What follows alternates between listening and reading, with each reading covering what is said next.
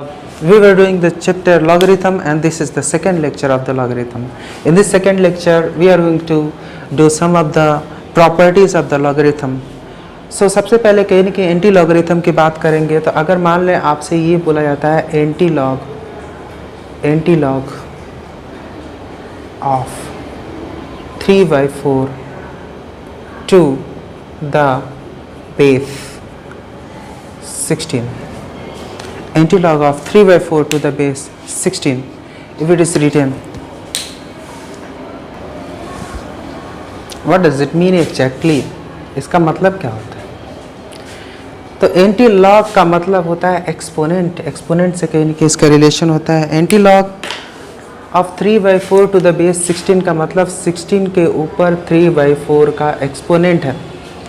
Anti log of 3/4 मतलब exponent of 3/4, मतलब हिंदी में 3/4 का घात, पावर. ठीक है, इसको सॉल्व करना आसान है. 16 को अगर लिखोगे तो 2/4 लिख सकते हो आप, और ऊपर है 3/4.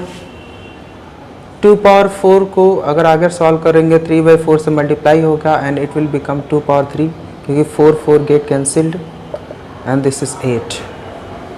सो antilog of 3/4 to the base 16 is 8.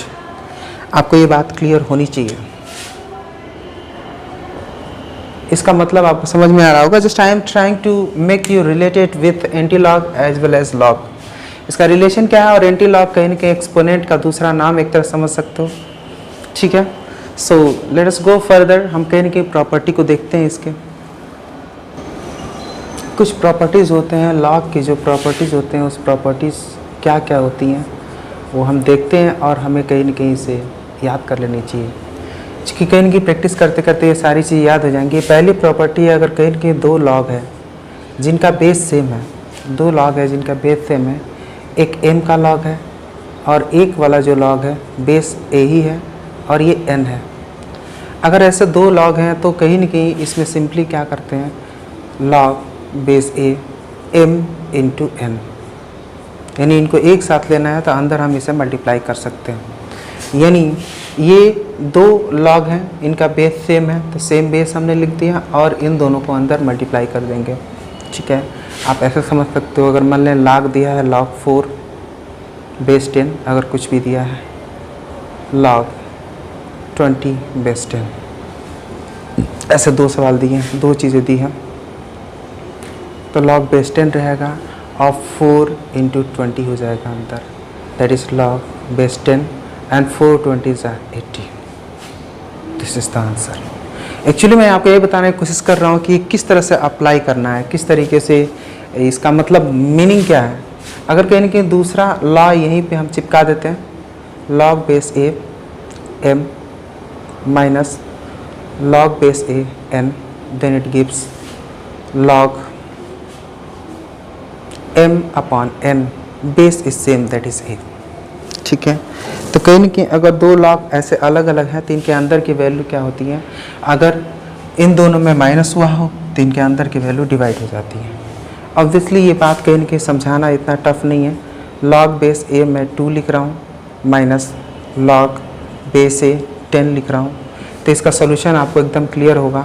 log base a 2/10, यानी log बेस a 2/10 को आप 0.2 भी लिख सकते हो. वॉटेवर यहाँ पे क्या आया डजेंट मैटर. ये मैटर करता है कि कहीं ना कहीं ये अप्लाई हम कैसे कर रहे हैं, आपको ये बात समझ में आनी चाहिए. ठीक है, तो ये दो लॉज हैं, दोनों लॉज को फिर मैं अकेले लिखूँगा. log base a m plus log base a n, that gives log base a m into n. Second is log base a m minus log base a n, that gives log base a m upon n. ये दोनों laws हमने एक जगह लिख दिए. ये laws आपको समझ में आने चाहिए. इसका एप्लीकेशन स्लोली एंड स्लोली हम करने वाले हैं, लेकिन कहीं ना कहीं छोटी छोटी बातें आपको समझ में आनी चाहिए. आगे बढ़ते हैं. थर्ड जो प्रॉपर्टी है, अगर थर्ड प्रॉपर्टीज डिस्कस करते हैं तो पहले तो ये देख लेते हैं log base a and this is also a. तो मैंने log की प्रॉपर्टी बताते समय बोला था कि a बेस है तो a का कितना पावर करे कि a आ जाए, तो answer 1. If both are same तो इसका कितना पावर करें कि ये आ जाए? Answer is 1। ए का पावर 1 करेंगे तो ए आ जाएगा, तो इसका आंसर सिंपली क्लियर है। अगर कहीं के log a पावर m दिया है, बेस दिया है b, बेस मैंने b कर दिया, बेस अलग कर दिया यार, बस और कुछ नहीं। तो अगर ऐसा दिया है तो सिंपली हम ये समझो, कहीं के बेस ना भी लिखे तो समझो कुछ न कुछ बेस लिखा है, ताकि कहीं के आपको क्लैरिटी बने। m को आगे कर देंगे और a साथ में बना रहेगा, यानी कहीं न कहीं जो पावर है, पावर को आप आगे ले जा सकते हो। कहने का मतलब log बेस 2 16 दिया हुआ है, ठीक है। तो वैसे भी इसका आंसर कहीं नहीं, 2 2 ज़ा 4 2 ज़ा 8 2 ज़ा 16 आपको पावर 4 दिख रहा है। लेकिन इसको सॉल्व करने के लिए इसका तरीका अगर हम लगाते हैं तो log base 2 this is 2 power 4, ठीक है। और हमने जो लॉ पढ़ाया था, जो पावर होता है वो आगे चला जाता है, तो log 2 बेस 2 पावर आगे चला गया, देखो। और कहीं न कहीं जब ये दोनों सेम होता है तो इसकी वैल्यू 1 होती है, अभी हमने डिस्कस किया, यानी 4 × 1 दैट इज़ 4। तो कहीं न कहीं आपको ये बात समझ में आ गई होगी इससे किस तरीके से रिलेटेड है। तो फटाफट जो तीसरी चीज़ हमने सीखी उसे हम फटाफट अप्लाई भी कर लेंगे। a that becomes 1 and the fourth one I will write here log a power m, then m comes before and it becomes log a. So this is clear to you। ये बात आपको यहाँ तक clear होगा। हम यहाँ पे base change theorem को समझेंगे, जो कि 5वीं प्रॉपर्टी है। इसमें पहले ये समझो, यहाँ लिखा क्या हुआ है, a की power log x with base b, a की power log x with base b। लेकिन बेस चेंज थ्योरम क्या कहता है, a को हम उठा के लाएंगे x की जगह पे और x को उठा के लाएंगे a की जगह पे, मतलब ये चेंज कर सकते हैं। मैंने फिगर इसलिए बनाया ताकि आपको बहुत आसानी से ये याद हो जाए। तो अगर इसको आप लिखोगे तो कैसे लिखोगे, तो a को लेके चले जाओ x की जगह पे, तो x की जगह पे a चला आया, और x को लेके आ जाओ a की जगह पे, और फिर से जो भी चीज़ें हैं उसे ऐसे ही लिख दो। नीचे ये b फिक्स है, ठीक है ना। तो इस तरह का कुछ बदलाव हो रहा है, और ये जो बदलाव हो रहा है इसको कहीं न कहीं अपनी प्रॉपर्टीज़ में फिर से हम ले सकते हैं। क्या ले सकते हैं कि अगर a पावर log दिया हो with base b of x, तो कहीं न कहीं इसे हम x power log with base b of a भी कर सकते हैं। ये बात आपको समझ में आ रही होगी। इसमें कहीं न कहीं इसी चीज़ को थोड़ा सा हम नीचे लाते हैं और कहीं न कहीं कुछ बदलाव के साथ हम बात करते हैं। अगर ये दोनों का दोनों b हो गया, मतलब x ना होके कुछ ऐसा रहे b दोनों का दोनों हो गया, और a की जगह पे मैं ले लेता हूँ x, एकदम ऐसा दिख रहा है आपको, सेम सा दिख रहा होगा, सेम सा दिख रहा होगा। लेकिन क्या इसमें इस तरह का बदलाव किया जा सकता है? इस तरह का बदलाव किया जा सकता है। और ये कहीं न कहीं जो b है, b x की जगह पे आ गया, तो b को x की जगह पे लिख दिया log बेस b, और x उठ के b की जगह पे आ गया, तो यहाँ x हो गया। आपको ये बात समझ में आ रही होगी कि किस तरीके से ये घटना हुई है। अच्छा, अगर इसकी बात करी जाए कि x पावर log b, भाई ऊपर नीचे दोनों b है, तो इस एक्चुअल में ये क्या है, x पावर 1। भाई अगर बेस और दोनों वैल्यू सेम हो, ये और बेस दोनों वैल्यू सेम हो, तो इसकी वैल्यू 1 होती है, तो इसके जगह पे 1 रख सकते हैं। तो एक्चुअली ये x पावर 1 है, या आप कह सकते हो एक्चुअली ये x है। तो x को x पावर 1 लिख सकते हैं, 1 को log b लिख सकते हैं, और log b में अगर बेस चेंज थ्योरम लगाते हैं तो इसको b log base b of x भी लिख सकते हैं। यानी यार अगर कहीं न कहीं इसको समझना है कि अगर p दिया हुआ, ठीक है ना, तो क्या p को हम ऐसा लिख सकते हैं, p पावर log t, क्योंकि ये दोनों सेम होगा, इसका मतलब क्या हुआ 1, इसका भी मतलब 1 हुआ। अगर इसका मतलब 1 हुआ तो इसमें और बदलाव भी कर सकते हैं, इस t को यहाँ पे और इस p को यहाँ पे कर सकते हैं। तो नीचे हमने t कर दिया, log बेस t ये सेम रहेगा, और इस t की जगह पे ये p आ गया, ठीक है। तो ये कहीं ना कहीं ये जो सर्कुलर चेंजेस हो रहे हैं, ये बात आपको कहीं ना कहीं इतना सारा मेहनत करने का वजह ये है कि P को हम ऐसा भी लिख सकते हैं। तो यार इसमें और इसमें क्या रिलेशन है, ये बात आपको समझ में आना चाहिए। तो इसको मैं इरेज कर देता हूँ। क्या रिलेशन है, ये P लॉग के अंदर आ गया, और इसमें दूसरी समानता है कि इसका जो बेस है T और इस लॉग का बेस T है, दोनों सेम है। तो अगर आपको ये पैटर्न समझ में आ गया तो काम बनेगा। क्यों? क्योंकि ये पैटर्न समझ में आ गया तो हम इसे एक बार और लिख के देते हैं। बेस T है और नीचे भी T है, ठीक है। अगर T पावर लॉग है with base T and this is P, इस तरह से लिख सकते हैं। तो इसका मतलब क्या और भी कुछ ऐसा हो सकता है? तो हो सकता है। अगर Q लिखा हुआ है तो इसको हम ऐसे भी लिख सकते हैं B power log with base B and then Q, ऐसा भी लिख सकते हैं। तो क्या और भी तरीके हैं लिखने के? हाँ, अगर R है तो हम ऐसा लिख सकते हैं कि C power log base C R। यानी यार इतना मेहनत करने का यही मतलब है कि आपको पैटर्न समझ में आया कि मैं कर क्या रहा हूँ। मैं बस यही कर रहा हूँ कि अगर P को लॉग के फॉर्म में लेके जाना है तो सिंपली क्या करना है कि एक कोई भी बेस ले लो, है ना, और उस पर लॉग चढ़ा दो विथ द सेम बेस। कोई बेस ले लो, उस पर लॉग चढ़ा दो, लेकिन उस लॉग का बेस सेम होना चाहिए, और फिर कहीं ना कहीं इस वैल्यू को उसमें डाल सकते हो। तो जनरल तौर पे मैनिपुलेशन में अगर कोई सिंपल सा P वैल्यू दिया उसे लॉग के टर्म में लाना पड़ जाता है, तो कहीं ना कहीं ऐसे मैनिपुलेशन के लिए ये बहुत ज़्यादा इम्पॉर्टेंट होता है। कहीं ना कहीं इसकी बात को ये भी समझना हर जगह पे कि T को P की जगह पे ले जा सकते हैं और P को T की जगह पे ला सकते हैं। ये बात का भी आपको कहीं ना कहीं ध्यान होना चाहिए कि T को P की जगह पे ले जा सकते हैं और P को T की जगह पे ला सकते हैं। तो किसी भी वैल्यू को हम इस पैटर्न में लिख सकते हैं, और मैंने ये भी समझा दिया कि किसी भी वैल्यू को इस पैटर्न में क्यों लिख पा रहे हैं, क्योंकि अगर मान लें x है तो x को x पावर 1 लिख सकते हैं, 1 की जगह पे log b लिख सकते हैं, c लिख सकते हैं, d लिख सकते हैं, e लिख सकते हैं, कुछ भी लिख सकते हैं। तो कहीं ना कहीं अगर ऐसा लिख सकते हैं तो बेस चेंज थ्योरम को कहीं ना कहीं अप्लाई करते हैं तो x ऊपर आ जाए और b नीचे चला जाए तो ये कुछ a फॉर्मेट हो जाता है। तो आपको ये ध्यान रखना है कि कोई वैल्यू है और उसका पावर लॉग लगा हुआ है, उसका बेस भी वही है जो बेस ये वाला है।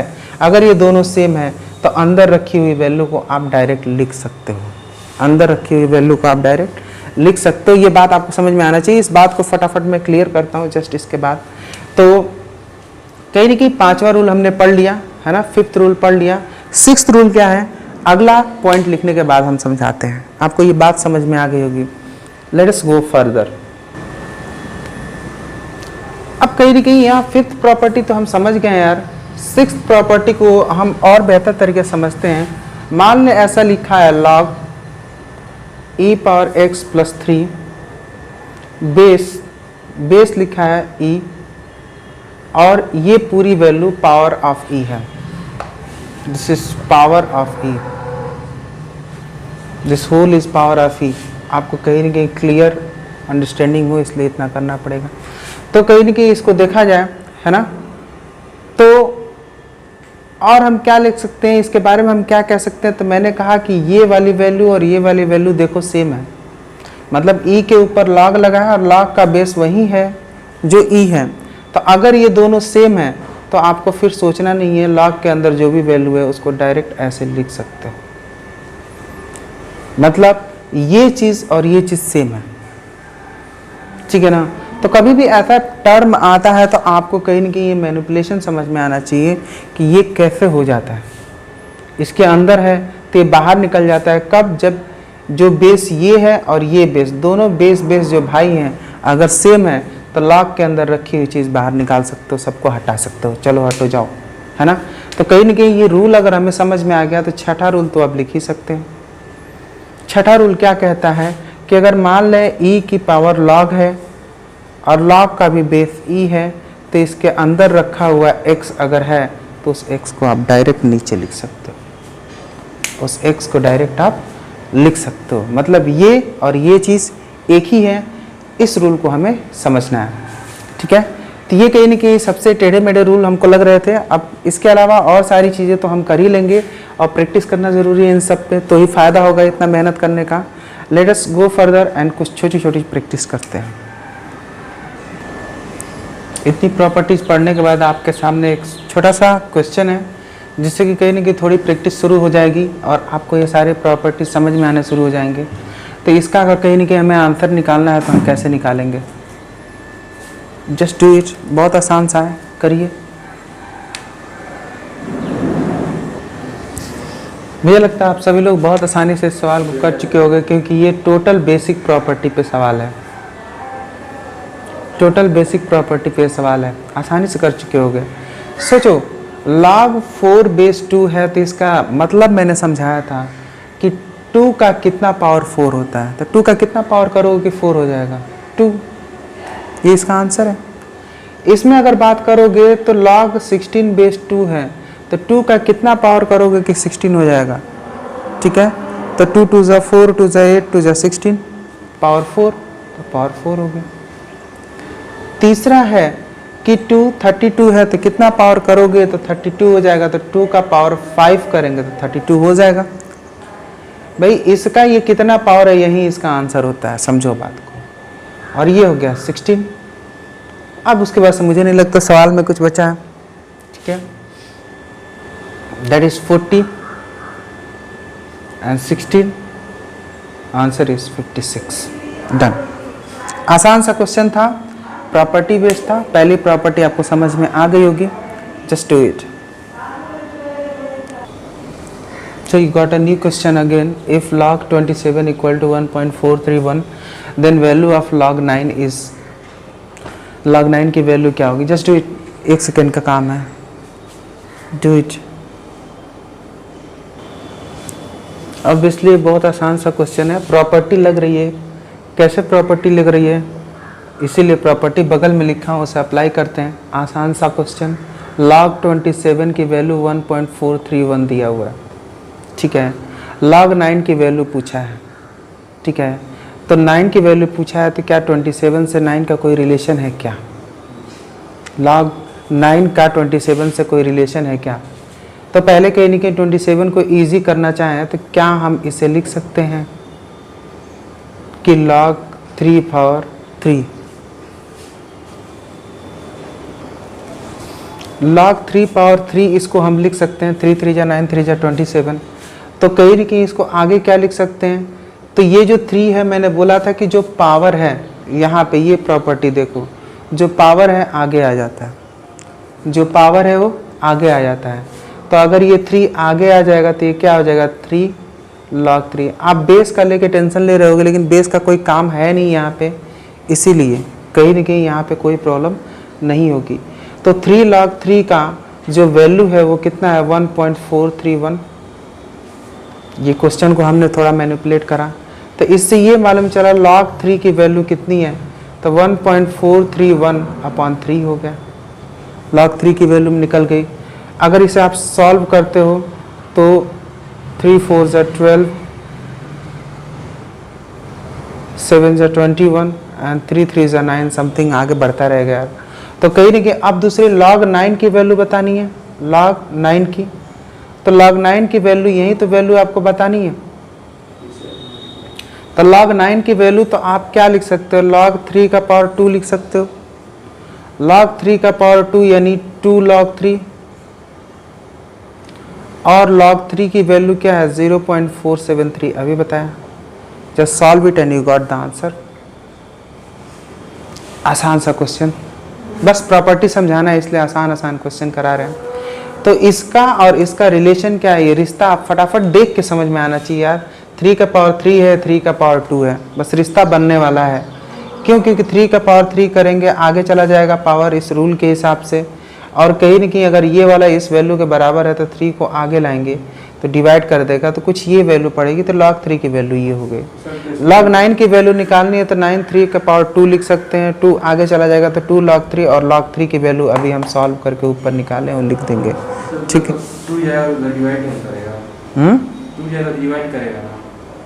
2 कहाँ डिवाइड करेगा?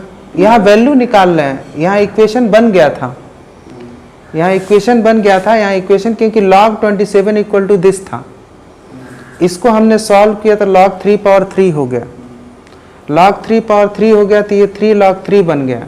यानी अब आपको समझ में आ चुका है, मैं थोड़ा मैनिपुलेशन समझाने के लिए बस इस चीज़ को आपको चूँकि रूल लगा लिए, इस चीज़ को हम क्या लिख सकते हैं 3 log 3 और इस चीज़ को 1.431 लिख सकते हैं।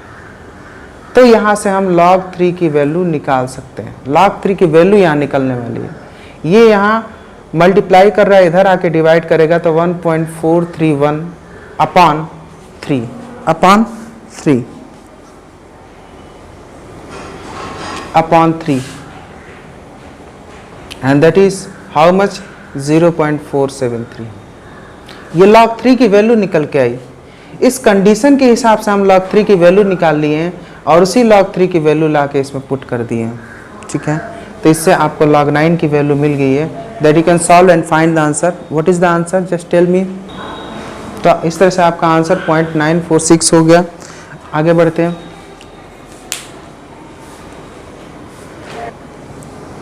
नेक्स्ट क्वेश्चन है find the value of log root 8 upon log 8।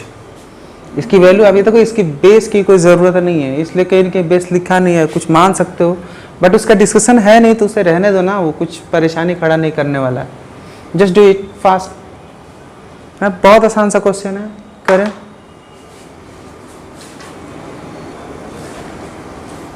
तो कहीं ना कहीं इस तरह का सवाल का सलूशन आप कहीं ना कहीं इस तरीके से देख सकते हो।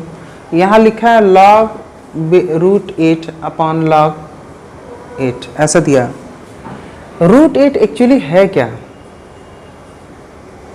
8 पावर 1/2 ही तो है, बताओ। और ये हो गया log 8, हो गया ना।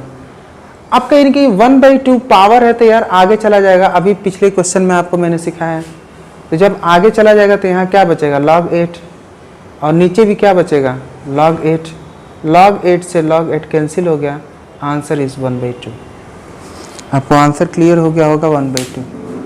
ठीक है, तो किस तरीके से मैनिपुलेशन काम आया, कहीं ना कहीं इन दोनों में हम रिलेशन देखना चाहते थे। यहाँ अगर पावर है तो इस पावर को पहले निकाल लो, तब जाके कहीं ना कहीं कुछ देखने की ज़रूरत है। तो जब निकाल लोगे तो कहीं ना कहीं चीज़ें थोड़ी आसान दिखने लगेंगी। जब कर सकते हो ये सिंपली, यहाँ कहीं ना कहीं ऊपर जो लगा था पावर, बस मैंने इसको हटा दिया, जब पावर था तो आगे चला गया, उसके बाद से चीज़ें दिखने लगी मुझे, हो गया बस। Okay, next question.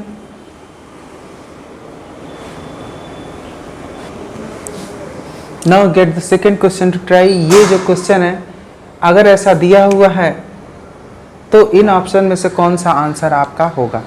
तो जस्ट आपको ऑप्शन फाइंड आउट करना है। जस्ट टेल मी 1 2 3 4 इन चार में से कौन सा आंसर होगा, जस्ट डू इट। तो ये बेसिक क्वेश्चन है, बेसिक क्वेश्चन को फिर से हम करते हैं। ऑब्वियसली इस रूल को आपके जहन में घुसाना है, इसीलिए कहीं ना कहीं इसको बार बार हम कर रहे हैं। सवाल को लेते हैं log a upon b plus log b upon a is equal to log a plus b। यहाँ मुझे कुछ नहीं कर पाऊंगा यार, कुछ ऐसा नहीं दिख रहा है कि log के अंदर a प्लस b का रूल है। यानी ये बात भी दिमाग में डाल लो कि log के अंदर इनटू और डिवीज़न का ही कुछ तोड़ फोड़ हो रहा है। अगर इसमें इनटू है तो यहाँ प्लस हो जा रहा है, या डिवीज़न है तो यहाँ माइनस हो जा रहा है ना। इन्हें जब log के अंदर प्लस है तो इधर ला के आप इनटू करने लगो, उल्टा मत करना। log के अंदर प्लस है तो आप इसे खोल नहीं सकते, और प्लस होने का मतलब ये दोनों एक होते हैं, है ना, दोनों मिलके कोई वैल्यू बनाते हैं, अलग अलग इनका अस्तित्व तो नहीं है अभी, तो अंदर ही रहेंगे। यहाँ कहीं ना कहीं देखो आप log base a log base a mn, मतलब ये कुछ प्लस वाला हिसाब किताब यहाँ दिख रहा है, और ये बात आपको पहचान में आना चाहिए। तो अगर कहीं ना कहीं दोनों अलग अलग log है, इसको एक साथ लेके आ रहे हैं तो इनके अंदर की वैल्यू को हम मल्टीप्लाई या डिवाइड करते हैं। अगर प्लस है तो मल्टीप्लाई करते हैं और माइनस है तो डिवाइड करते हैं। तो यहाँ प्लस है तो इसके अंदर की वैल्यू, इसके अंदर की वैल्यू a/b और दूसरे के अंदर की वैल्यू b/a, तो हम इसे मल्टीप्लाई कर देंगे। तो फिर क्या हो गया log a plus b, log a plus b, b से b कैंसिल, a से a कैंसिल। ठीक है, तो अगर ये कैंसिल हो गया तो यहाँ क्या हो गया log 1, log 1, log 1 हो गया, log 1 हो गया, और यहाँ हो गया log a प्लस b, यहाँ क्या हो गया log a प्लस b। तो सोचो इस वैल्यू का भी लॉग और इस वैल्यू का भी लॉग, इन दोनों वैल्यू का जब आप दोनों तरफ लॉग ले रहे हो तो इक्वल वैल्यू आ रही है। तो इन दोनों वैल्यू का लॉग लेने पे अगर इक्वल वैल्यू आ रही है तो ये ऑब्वियस सी बात है कि दोनों वैल्यू इक्वल होगी तो ही तो ये पॉसिबल है, यानी ये वैल्यू इसके इक्वल होगा तभी तो लॉग लेने पे भी आपको इक्वल वैल्यू मिल रही है। ये लॉजिक समझो, ये नहीं जो लॉग से लॉग काट देना है।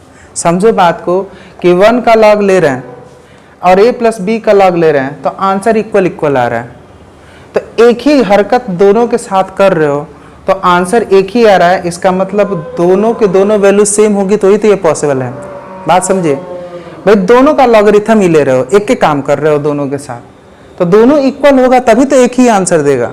समझो इस बात को, तो it must be clear to you. तो कहेंगे a plus B equal to 1 is the correct answer, तो पहला आंसर करेक्ट है। ठीक है, आपको यह सवाल समझ में आ गया होगा। Let us move further to the fifth question. To the fifth question, this is your fifth or sixth question? This is fifth question. If log of 7 base 10 is equal to a, then log of 1 by 70 base 10 is equal to, क्या है इसका relation, क्या है? Just you have to do simple, इन्हीं फॉर्मूले का application है ना, तो इसको ट्राई करें। Okay, you must have tried, answer मिल गया होगा। Let's do it. तो कहने का मतलब जो वैल्यू दिया है उसका यूज करना है और उसी के टर्म में वैल्यू निकालनी है। तो पहले इसको देखते हैं, इससे इसका कोई रिश्ता बनेगा क्या। तो log 10 1 by 70, अब इसका इससे रिश्ता बना होगा तभी तो वैल्यू निकलेगा यार, क्योंकि इसकी वैल्यू a दी हुई है। कैसे बनेगा, तो आप देखो log 1 by 70 लिखा हुआ है, log 1 by 70 तो 1 अपॉन 70, अपॉन वाला हिसाब किताब यहाँ पे चल रहा है, देख लो। अगर यहाँ पे चल रहा है तो इसको कहीं न कहीं 1 अपॉन है, जो चीज़ें हम सीखे हैं उसी का हम एप्लीकेशन करेंगे। 10 माइनस log 10 70, मैंने क्या किया, जो ऊपर वाला है उसमें से नीचे वाले को log के टर्म में घटाया है। देख लो m अपॉन m है, m अपॉन n है, तो log m minus log n लिखा हुआ है। उस तरह 1 अपॉन 70 है तो log 1 माइनस log 70 लिखा हुआ है। ये बात आपको समझ में आ रही होगी। अब यार इसके बारे में डिस्कशन कर लेते हैं, क्योंकि मैंने डेफिनेशन आपको पढ़ा दिया था। मैं आपसे सिंपल सा ये बात पूछूं कि 10 का कितना पावर करोगे कि 1 होगा, 10 का कितना पावर करोगे कि 1 होगा। तो यार जनरल बात तुम जान लो कि अगर 20 का भी मैं पूछूंगा कितना पावर करूं कि 1 होगा, तो सबका आंसर 0 होता है। कि यार किसी का भी पावर आप 0 करोगे तो ही आंसर 1 आएगा, किसी का भी पावर 0 करोगे तो ही आंसर 1 आएगा। तो इसका मतलब इसका पावर 0 करने पे आंसर आएगा। हाँ, अगर इसका मतलब ये हुआ तो इसकी वैल्यू कितनी है, 0। और यहाँ पे क्या हो गया, माइनस log 70 अपॉन 10। अब 70 का क्या करेंगे, 70 तो हमें नहीं चाहिए, हमें क्या चाहिए, हमें तो चाहिए यहाँ पे 7, क्योंकि यहाँ 7 दिया हुआ है। तो 70 को हम 7 के तरीके से बदल सकते हैं, 7 इंटू 10 कर सकते हैं 70 को। तो फिर 7 इंटू 10 कर देंगे तो उससे क्या हो जाएगा। तो आपको ये बात समझ में आ गई होगी, मैं इसे इरेज करता हूँ। तो पहले तो मैं माइनस, ये आगे है यार, इसको कहते हैं तुम बाहर ही रहो, क्योंकि अंदर आएगा तो परेशानी करेगा। तो यहाँ पे देखो log बेस 10, log बेस 10, ये 7 है और बीच में इंटू है। तो इंटू है तो log के टर्म में जब आप अलग करोगे तो ये बीच में प्लस डाल सकते हो, यानी अंदर इंटू है तो दोनों को अलग अलग अगर log दोगे तो बीच में प्लस डाल सकते हो। ये बात आपको समझ में आ जाए कि दोनों में इंटू है तो दोनों को अलग अलग log देंगे, यानी दोनों को अलग अलग लाठी देते हो तो भाई दोनों को प्लस देना होगा। और अगर मल्टीप्लिकेशन डिवीज़न होगा तो दोनों को अलग अलग जब लाठी देते हो तो क्या होगा, माइनस होगा। सिंपल सा ही, ठीक है। तो इसको हम ऐसे लिख सकते हैं। अब ये बताओ यार कि बेस 10 और ये दोनों सेम है, तो ये मैं आपको बता दिया कि इसकी वैल्यू कितनी होती है, 1। ये आपको समझ में आ गया होगा। तो यार इसकी वैल्यू तो हो गई 1, मैं ऐसे लिख देता हूँ 1। तो अगर इतना लिख दिया तो माइनस अंदर बचा लॉग बेस 10 7 प्लस 1, इतना हमने निकाल लिया। अगर इतना निकाल लिया तो यार इसकी वैल्यू तो यहाँ दी हुई है, इसकी वैल्यू तो यहाँ दी हुई है, क्योंकि इसी के टर्म में आपको आंसर निकालना था। तो माइनस और इसकी वैल्यू तो a है, तो a लिख दिया +1। So answer is minus a + 1। आपको समझ में आ गया होगा ये कैसे आंसर निकल के आया। सिंपली प्रॉपर्टी का एप्लीकेशन है, प्रॉपर्टीज आपको देखना होगा। मुझे कहीं ना कहीं सोल्यूशन पाना था, इसलिए मैंने प्रॉपर्टी से बार बार पूछा और सोल्यूशन तक मैं पहुंच गया। It must be clear to you. Let's move to the next question. सवाल के क्रम में कहीं ना कहीं हम 5 क्वेश्चन करने के बाद से फिर से एक बार प्रॉपर्टी देखते हैं। प्रॉपर्टी हमने आपसे डिस्कस करी थी, उसको मैं फिर से लिखता हूँ। लॉग बेस e है, मतलब e a कुछ भी है यार, मैं a लिख देता हूँ, और यहाँ पे 1 है, तो इसका आंसर क्या होगा। मैंने रिलेट किया था कि कोई भी बेस हो उस पर पावर कितना लगाया जाए कि 1 आए, तो कहीं ना कहीं किसी भी वैल्यू का पावर 0 कर दोगे तो उसकी वैल्यू 1 हो जाएगी, तो इसका आंसर एक्चुअली 0 हो जाएगा। इसके बगल में ये वैल्यू भी थी जिसको आप समझ ही चुके हो और लिख भी चुके हो इस क्रम में, दैट इज़ इक्वल टू 1। ठीक है, तो अगर ये बात हम लिख चुके हैं तो ये दोनों भाई भाई हैं, दोनों को एक ही साथ हम लिख लेते हैं। तो ये क्या होगा, लॉग बेस में अगर a है और यहाँ वैल्यू 1 है तो इसका आंसर होता है 0। ये बात हमें समझ में आनी चाहिए। ठीक है, अब कहीं ना कहीं हम ट्रूली 7th प्रॉपर्टी अब लिखते हैं। 1/log x base a।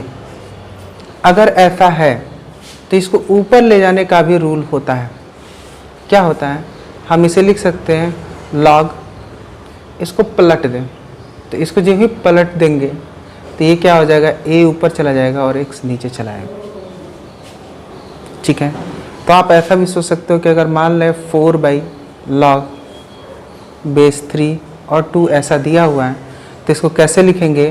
तो यार सिंपल सी बात है, 4 को किनारे रखो, 1 का हम जानते हैं और log नीचे से ऊपर आएगा तो नीचे वाला ऊपर और ऊपर वाला नीचे चला जाएगा।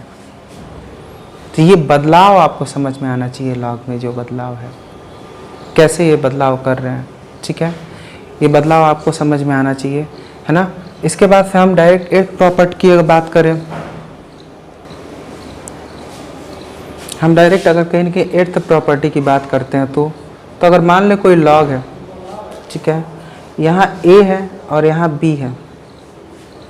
ठीक है, तो कहीं ना कहीं इस log को हम तोड़ सकते हैं। कैसे तोड़ सकते हैं समझो, log b ऊपर दे दो और log a नीचे दे दो। इन दोनों को हम अलग अलग कर सकते हैं।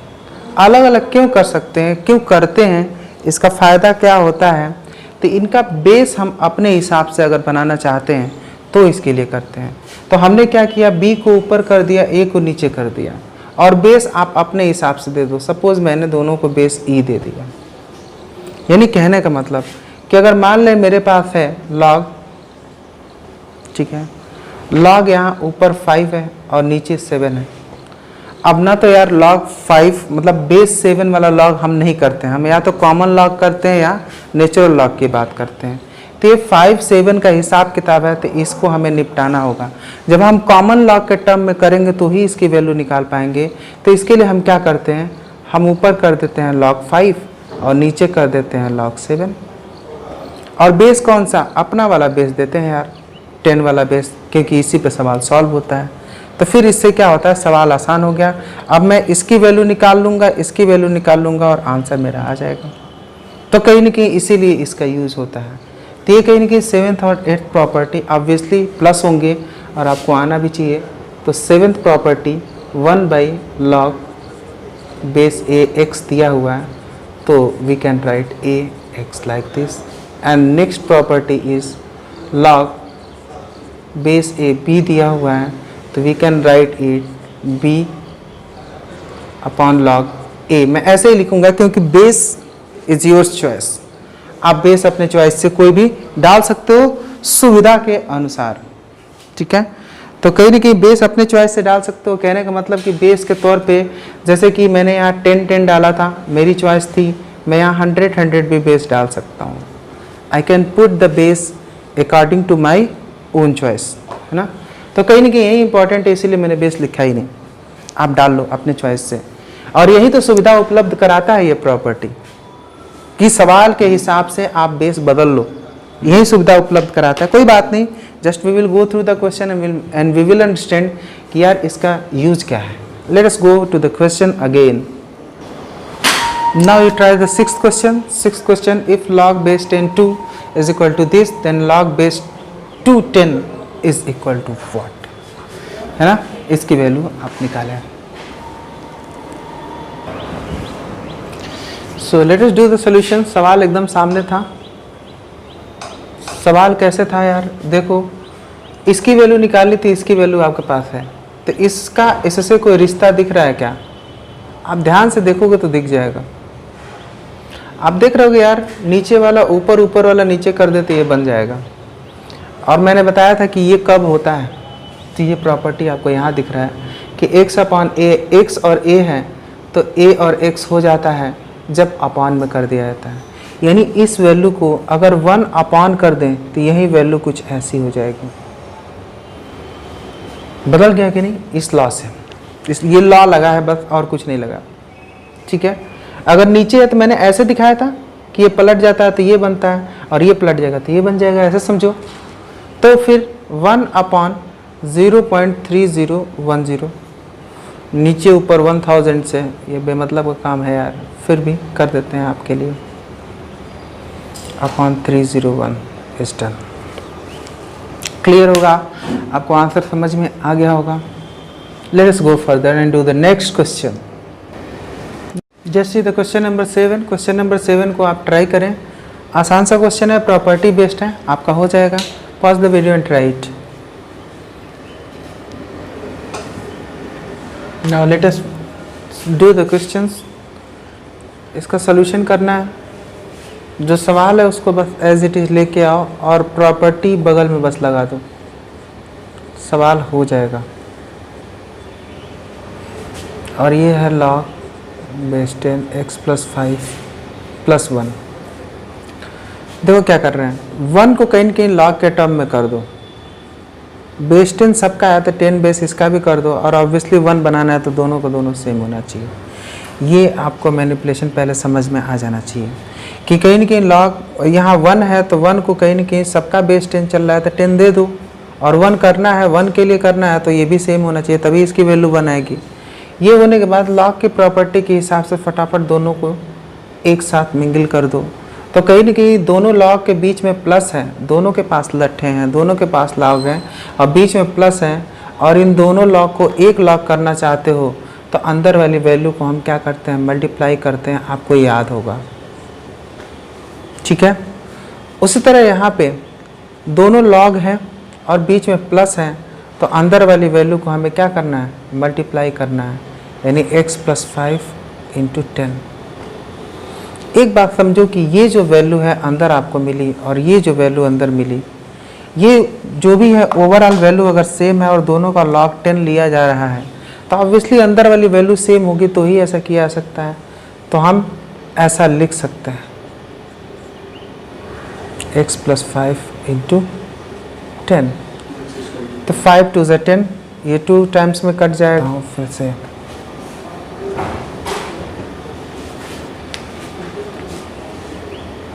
ये क्या हो जाएगा, 5x + 1 and that is equal to 2x + 10।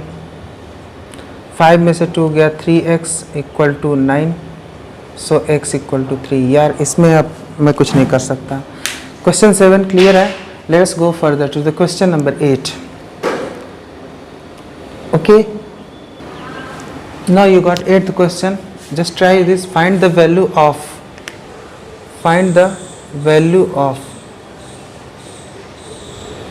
this, sorry, find the value of this। इसका वैल्यू फाइंड आउट करें। आसान है, सिंपल सा दिख गया होगा यार, ये सवाल कर भी चुका हूँ। Do it fast. Okay, I am going to do it.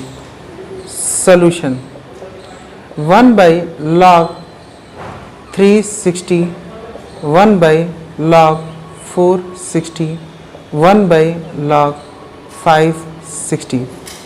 यार देखो बेस सबका सेम है, अगर बेस सेम हो जाता है ना यार तो बात आसान होने लगती है। तो बेस सेम ऊपर दिख रहा है कि अगर मैं इसको उलट दूँ तो सबका बेस सेम मिल जाएगा, तो उलट देता हूँ। उलटने के लिए क्या है, अपान से फिर अभी तक हम कहीं ना कहीं 8 क्वेश्चन सॉल्व कर चुके हैं और आपको कहीं ना कहीं बहुत बेसिक क्वेश्चंस थे, आपको इसकी प्रॉपर्टीज़ थोड़ी समझ में आने लगी होगी।